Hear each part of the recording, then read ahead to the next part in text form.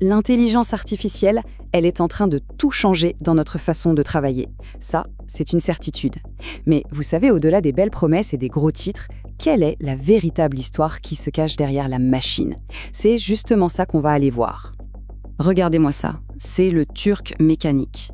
Un automate qui a fasciné toute l'Europe à son époque en donnant l'illusion parfaite d'une machine pensante. Et cette illusion, cette tension entre ce qu'on voit et ce qui se passe vraiment en coulisses, c'est la clé pour comprendre l'IA aujourd'hui. Et comme on va le voir, le secret de cette machine est plus actuel que jamais. Pour bien comprendre toute l'histoire, il faut commencer par la surface, la promesse, brillante et vraiment excitante de tout ce que l'IA peut accomplir pour nous. La vision est super séduisante, n'est-ce pas? On nous présente l'IA comme l'outil ultime, celui qui va prendre en charge tout le travail répétitif, un peu ennuyeux, et qui va libérer notre potentiel à nous les humains pour qu'on se concentre sur ce qui a une vraie valeur ajoutée. La stratégie, la créativité, l'humain quoi. Et concrètement, voilà ce qu'on nous met en avant. On nous parle d'optimiser les processus, d'exploser la productivité, de prendre de meilleures décisions. En gros, l'IA est vendue comme un levier d'efficacité magique capable d'améliorer quasiment tous les aspects d'une entreprise. Ok, mais si on gratte un peu cette belle surface, on se rend vite compte que la réalité, elle, est beaucoup plus nuancée. Et là, on touche à la question fondamentale. On part du principe que si on mélange l'intelligence humaine et la puissance de l'IA, hop, ça donne une super performance. C'est presque une formule magique. Mais est-ce que c'est vraiment toujours le cas ? Ce qui est fascinant, c'est que la recherche vient un peu casser ce mythe. Le partenariat humain-IA, ce n'est pas toujours gagnant-gagnant, loin de là. Pour certaines tâches, dans certains contextes, cette collaboration peut même faire chuter la performance globale. Imaginez, vous avez un algorithme qui est déjà hyper performant pour détecter des anomalies. Si un humain intervient, il risque juste de faire une erreur ou de ralentir le processus. Bref, cette fameuse synergie, elle n'est pas du tout automatique. Allez, prenons un exemple bien concret. Voici une IA utilisée par l'entreprise Junovia qui inspecte l'état des routes. Et cette technologie a complètement transformé le métier de l'expert humain. Le job de l'inspecteur routier a totalement basculé. Fini de se taper des heures de visionnage. Son rôle est devenu celui d'un superviseur d'IA. Il prépare les données, il lance les analyses et surtout, il utilise son œil d'expert pour vérifier, corriger et se concentrer là où la machine, elle patine un peu. Son expertise est utilisée de façon bien plus stratégique. Et le résultat, il est là. L'entreprise estime un gain de temps de 30%. Ce temps, il n'est pas supprimé, attention. Il est réalloué à des tâches à bien plus forte valeur. L'analyse fine des résultats et le conseil direct au client. L'humain n'est pas remplacé, sa fonction évolue. Mais cette collaboration soulève une autre question, un peu plus sombre. Qu'est-ce qui se passe quand on ne sait pas comment l'IA prend ses décisions ? On entre dans ce qu'on appelle le territoire de la boîte noire. L'idée, c'est un système si complexe qu'on ne peut pas expliquer sa logique. On voit ce qui entre, on voit ce qui sort, mais le pourquoi au milieu, c'est le grand mystère. Et c'est là que les dangers commencent. Le point crucial à comprendre, c'est qu'un algorithme n'est jamais vraiment neutre. Jamais. Il apprend à partir des données qu'on lui donne à manger. Et si ces données reflètent nos propres préjugés, nos propres inégalités, l'IA va non seulement les apprendre, mais elle risque en plus de les amplifier.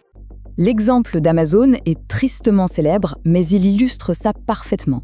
Ils ont entraîné une IA sur leurs propres données de recrutement des 10 dernières années. Résultat, l'IA a appris, sans qu'on lui demande, à reproduire les biais du passé. Elle a conclu que les hommes étaient de meilleurs candidats et s'est mise à écarter systématiquement les CV de femmes. C'est un avertissement très puissant. Cette citation résume tout le danger. Quand on confie des décisions aussi importantes que l'embauche ou une promotion à des algorithmes dont on ne comprend pas la logique, on ouvre la porte à des injustices d'un genre nouveau, beaucoup plus insidieuses.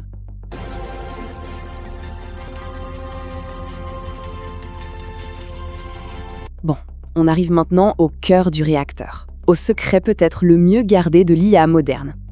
On se souvient de notre automate du début ? Son fameux secret, ce n'était pas un mécanisme ultra complexe. C'était un être humain, un maître d'échecs bien réel, planqué à l'intérieur, qui tirait les ficelles. L'intelligence n'était pas artificielle du tout, elle était humaine et elle était cachée. Eh bien, devinez quoi ? L'histoire se répète. Une énorme partie de ce qu'on appelle intelligence artificielle aujourd'hui repose en fait sur le travail invisible de millions de personnes. Ces micro-travailleurs, ce sont les joueurs d'échecs cachés de notre époque. Ces gens, ils réalisent des millions de micro-tâches, souvent payées une misère. Ils étiquettent des images pour que les voitures autonomes puissent voir. Ils transcrivent des fichiers audio pour entraîner les assistants vocaux. Ils vérifient les résultats des algorithmes pour les corriger. En fait, ils sont l'échafaudage humain sans lequel l'IA ne pourrait pas fonctionner.